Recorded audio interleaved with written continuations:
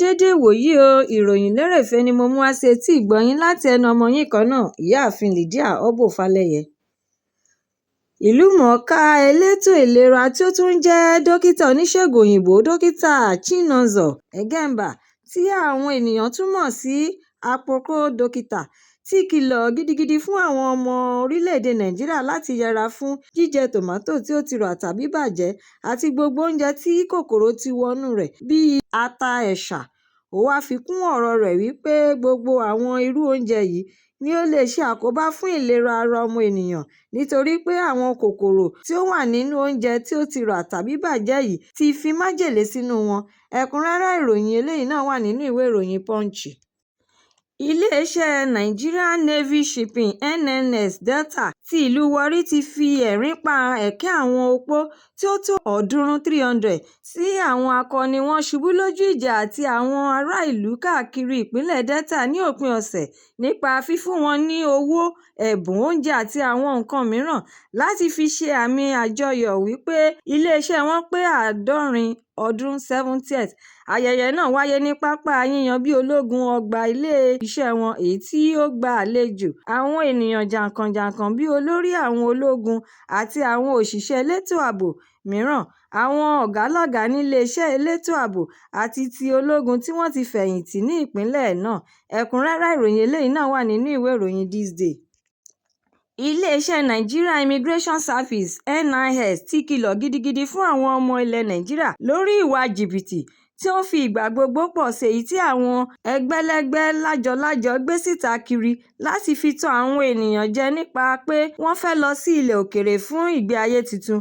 Wọ́n tún wá tẹ̀síwájú nínú ọ̀rọ̀ wọn wípé àwọn oníjìbìtì yìí ń lépa àwọn obìnrin àti ọ̀dọ́mọbìnrin láti lò fún iṣẹ́ ńlá ibi wọn. Ẹ̀kúnrẹ́rẹ́ ìròyìn eléyìí náà wà nínú ìwé ìròyìn The Nation. Akọni agbábọ́ọ̀lù ọmọ orílẹ̀-èdè Argentina Lionel Messi ti ṣe àfihàn ìbẹ̀rù sọ́kàn àwọn alátìlẹyìn rẹ̀ lórí bí ó ṣe ṣèṣe nígbà tí ó ń gbá bọ́ọ̀lù lọ́wọ́ nínú ìdíje eré bọ́ọ̀lù Miami Major League Soccer èyí tí ó wáyé ní ọjọ́ Ìsinmi. Akọni agbábọ́ọ̀lù náà wá tètè béèrè fún pípààrọ̀ òun ní kíákíá nítorí pé ó kù ọ̀sẹ̀ díẹ̀ kí ìdíje eré bọ́ọ̀lù àgbáyé bẹ̀rẹ̀. Alákòóso ti ẹgbẹ́ agbábọ́ọ̀lù ti Inter Miami Guillermo Ulloa wá ṣàlàyé wípé ìdí nìyí tí Messi fi tètè kúrò níbi ìdíje náà. Ẹ̀kúnrẹ́rẹ́ ìròyìn eléyìí náà wà nínú ìwé ìròyìn Leadership. Ààrẹ Bọ́lá Tinubu ti jẹ́ kí ó di mímọ̀ fún gbogbo ènìyàn wípé òun mọ gbogbo ìdojúkọ àti ìlàkàkà àwọn ènìyàn lórí bí ètò ọrọ̀ ajé àti ààbò ṣe ń bá wọn fínra. Ààrẹ Tinubu sọ ọ̀rọ̀ yìí síta nígbà tí ó tẹ́wọ́ gba ìwé àṣẹ láti díje fún ipò ààrẹ lábẹ́ ẹgbẹ́ òṣèlú All Progressives Congress (APC) ní ọjọ́ Ìsinmi. Ẹ̀kúnrẹ́rẹ́ ìròyìn eléyìí náà wà nínú ìwé ìròyìn Daily Post. Ìròyìn eléyìí ló ṣe àfihàn bí igbákejì ààrẹ àná tẹ́lẹ̀rí Atiku Abubakar pẹ̀lú àwọn ènìyàn jàǹkàn-jàǹkàn ṣe lọ dìbò sí ipò ààrẹ alákọ̀ọ́bẹ̀rẹ̀ lábẹ́ ẹgbẹ́ òṣèlú African Democratic Congress (ADC) ní Àjíà wọ́ọ̀dù ní Jimeta Yola, ìpínlẹ̀ Adamawa.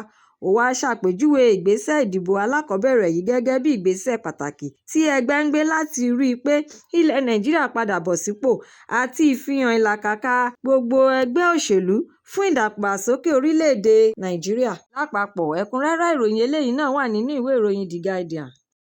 Gẹ́gẹ́ bí a ṣe rí i pé àwọn ẹlẹ́sìn Mùsùlùmí ń gbáradì fún àjọyọ̀ ayẹyẹ ọdún Eid-el-Kabir Iléyá, ẹgbẹ̀lẹ́gbẹ̀ ènìyàn ni yóò máa rin ìrìn-àjò lọ sí oríṣiríṣi ìpínlẹ̀ jákèjádò ilẹ̀ Nàìjíríà láti lọ ṣe àjọyọ̀ ayẹyẹ ọdún Iléyá pẹ̀lú ẹbí, ọ̀rẹ́, ìdílé, ará, olólùfẹ́ àti bẹ́ẹ̀ bẹ́ẹ̀ lọ. Nítorí ìdí èyí ni ìròyìn ṣe ń ṣe àlàkalẹ̀ àwọn ìgbésẹ̀, ohun tí ó yẹ ká ṣe àti ohun tí kò yẹ.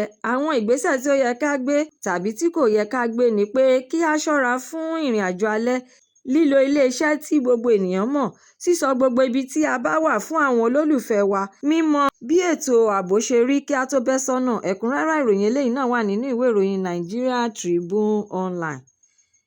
Gíga sókè tí ètò ọrọ̀ ajé ṣe ń fò sókè àti gbígbówó lórí epo pẹtiró èyí tí ogun ìjà ti àárín gbùngbùn ìlà-oòrùn ilẹ̀ òkèèrè gúnlẹ̀ ti jẹ́ kí owó ríra àgbò àti ẹran iléyà lọ sókè lálaalà síwájú ọdún Eid-el-Adha, èyí ló tún jẹ́ kí àwọn oníṣòwò ọlọ́jà bẹ̀rẹ̀ sí ní pariwo bí ó ṣe jẹ́ pé ogunlọ́gọ̀ ẹran iléyà ló wà lórí igbá níbi tí òjò ń pa wọ́n mọ́, tí àwọn ènìyàn kò sì ní owó láti fi rà wọ́n.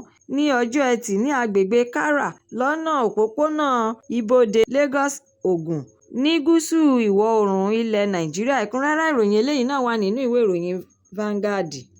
Ààrẹ àná ti orílẹ̀-èdè Nàìjíríà tẹ́lẹ̀rí Yakubu Gowon ti tú àṣírí ọ̀rọ̀ síta bí àwọn ènìyàn pàtàkì olóṣèlú ní apá àríwá, oníṣòwò ńláńlá àti àwọn ènìyàn tí ó lààmìlaka ṣe pàrọwà tí wọ́n sì tún bẹ òun láti padà sínú òṣèlú ṣíṣe kí òun sì tún díje fún ipò ààrẹ ní ọdún 1992, èyí tí ìgbésẹ̀ rẹ̀ já sí ìtìjú àti ìjákulẹ̀ nínú ètò ìdìbò náà. Ó sọ ọ̀rọ̀ yìí jáde síta nínú ìwé bí ìgbé ayé rẹ̀ ti rí, èyí tí ó pe àkọlé rẹ̀ ní My Life of Duty and Allegiance. Ẹ̀kúnrẹ́rẹ́ ìròyìn eléyìí náà wà nínú ìwé ìròyìn The Sun. Ìṣẹ̀lẹ̀ ìkọlùkọgbà èyí tí àwọn adàlúrú agbébọn ṣe ní òru ní ìlú Yashikira, ìjọba ìbílẹ̀ Baruten, ìpínlẹ̀ Kwara, ti sọ àwọn olùgbé ìlú náà sínú ìbẹ̀rù, ìpayà, ìwárìrì òjò nígbà tí wọ́n kọlu olú iléeṣẹ́ àwọn ọlọ́pàá àti ààfin Emir ti ìlú náà, èyí tí wọ́n ṣọṣẹ́ díẹ̀ níbẹ̀. Ìkọlù yìí wáyé ní òru ní nǹkan bíi agogo 2 ọjọ́ Ajé.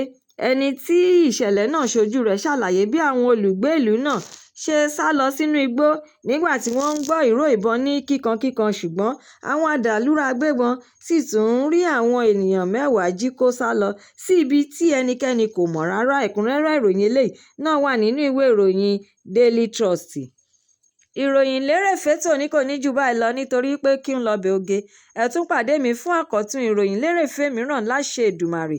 Ẹ má ṣe aláì lọ kàn sí YouTube channel ìròyìn lérèfé, kí ẹ jọ̀wọ́ kí ẹ bá mi subscribe, kí ẹ sì tún jọ̀wọ́ bá mi fi èròǹgbà yín ránṣẹ́ sórí rẹ̀, kí ẹ bá lè máa ní àǹfààní láti máa gbádùn ìròyìn lérèfé síwájú àti síwájú sí i. Ẹ ṣé mo dúpẹ́ tí ẹ̀ ń tẹ́tí gbọ́ mi nígbà gbogbo. Ó dàbọ̀.